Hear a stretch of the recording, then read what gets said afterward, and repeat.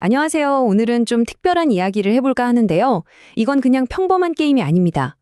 바로 우리의 목숨을 건 생존 게임에 대한 이야기죠. 자, 이런 상상 한번 해볼까요?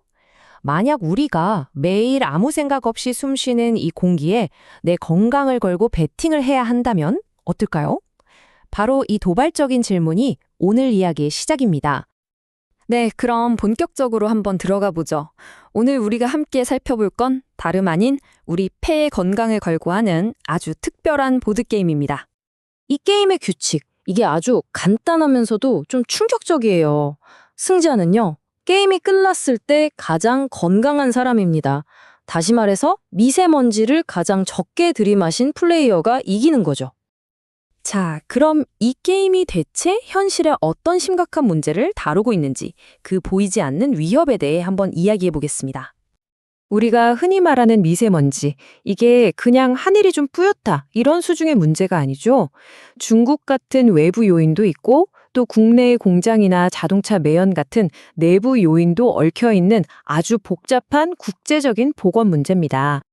이게 우리 몸에 들어왔을 때 그 결과는요, 정말 심각합니다. 단순하게 목이 좀 칼칼한 기도염증에서 그치는 게 아니라 뇌졸중, 폐나 심장 손상, 심지어는 사망에까지 이를 수 있거든요. 이 게임의 판돈이 얼마나 큰지 이제 좀 실감이 나시죠? 자, 화면에 보이는 이 숫자, 22,000. 이게 과연 뭘 의미하는 숫자일까요? 이게 바로 1952년에 있었던 런던 데스모그 사건 때 단 며칠 만에 목숨을 잃은 사람의 수입니다. 대기오염이 극단으로 치달았을 때 어떤 끔찍한 일이 벌어지는지 역사가 우리에게 보내는 경고인 셈이죠. 자, 그럼 이 심각한 문제를 어떻게 이렇게 흥미로운 게임으로 풀어냈을까요? 그 핵심으로 한번 들어가 보겠습니다. 이 게임의 가장 큰 묘미는요, 바로 경매 시스템에 있습니다. 이 경매 덕분에 미세먼지 문제의 여러 복잡한 측면들을 아주 직관적이고 또 재미있게 배울 수 있거든요. 매 라운드가 시작되면 플레이어들은 세 가지 다른 경매에 참여하게 돼요.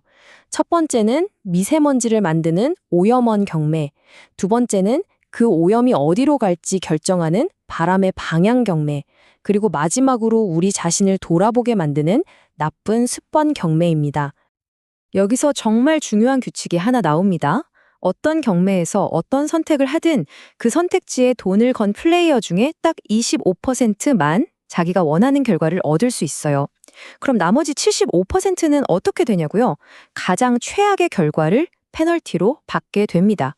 누가 그 벌칙을 받게 될지는 완전히 무작위, 복불복인 거죠. 바로 이 25%라는 확률 때문에 엄청난 딜레마가 생겨요.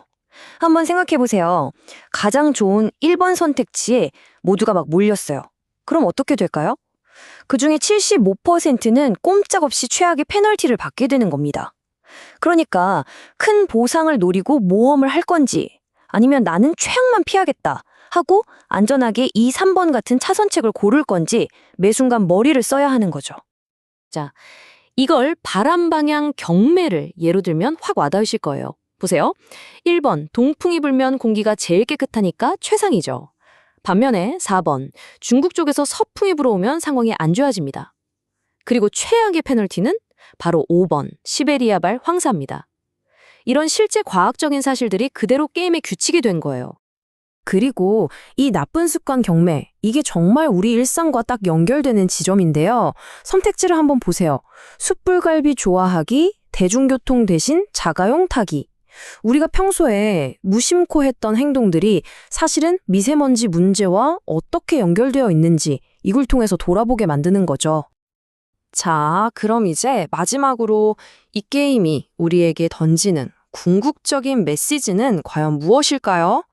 실제로 이 게임 설명서에 적힌 한 문장이 모든 걸 말해줍니다. 미세먼지를 가장 적게 마셔서 가장 건강한 사람이 승자입니다.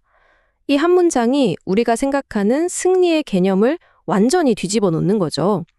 돈이나 권력이 아니라 결국 건강하게 살아남는 게 진짜 이기는 거라는 뜻이니까요.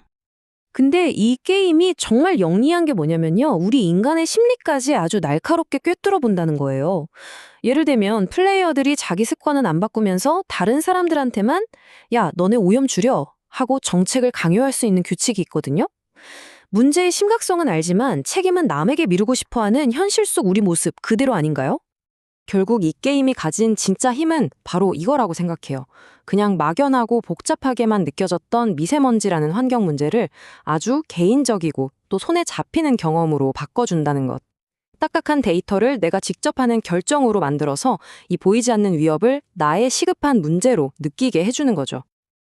그래서 마지막으로 이 질문을 여러분께 던지면서 마무리하고 싶습니다.